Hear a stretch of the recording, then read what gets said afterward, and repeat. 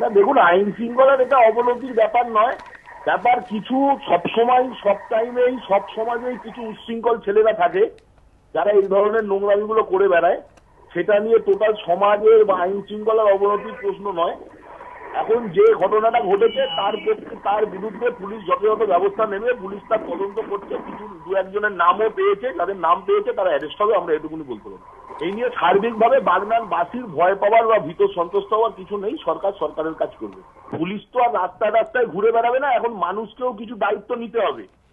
ঠিক আছে, আমরা পলিটিক্যালি রাজনৈতিকভাবে বা সরকারের ভাবে আমরা সেগুলো প্রচার চালাচ্ছি, আমরা আমাদের কাজগুলো করছি। পুলিশ তো রাস্তায় ঘুরবে না। পুলিশের কাছে কমপ্লেন জমা পড়েছে, পুলিশ, আমি আপনাকে এইটুকুনি কথা বলতে পারি, পুলিশ নিশ্চিতভাবেই তার প্রতি ব্যবস্থা নেবে। সে কোন পরিবারের ছেলে, সে কত বড়, তার বাবা কত বড় নাম করা নামডাকওয়ালার ছেলে, বা এর মতনে কোনো পলিটিক্স আছে কিনা পুলিশ এটা দেখবে না, কারণ এই নোংরামির মধ্যে কোনো পলিটিক্স আছে বলে আমরা মনে করি না। যেখানে ঘটনাটি ঘটেছে আমি রিপোর্ট পেলাম, সেই রাস্তাটি দুপুরবেলা অত্যন্ত খুবই তোমার মানুষ যাতায়াত সেরকম ভাবে দুপুরবেলার দিকে করে না ওই রাস্তাটায়। এবার একটা বাস্তব কথা, পুলিশ তো প্রতি রাস্তায় রাস্তায় থাকা সম্ভব নয়।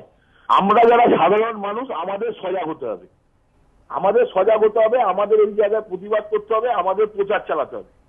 পুলিশের কাছে যা কমপ্লেন আসবে পুলিশ তাই অনুযায়ী পুলিশ ব্যবস্থা করবে, কিন্তু বাস্তব তো এই জায়গা নয় যে পুলিশ রাস্তার মধ্যে থাকবে।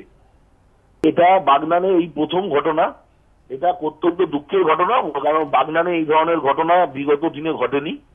এটা অত্যন্ত দুঃখের ঘটনা। আমি আপনাকে বলতে পারি পুলিশ তার যথাযথ ব্যবস্থা, আমরা পুলিশকে ইনস্ট্রাকশন, আমরা কথা বলেছি পুলিশের সঙ্গে যে ইমিডিয়েট যারা দোষী তাদের ইমিডিয়েট অ্যারেস্টের ব্যবস্থা করতে হবে।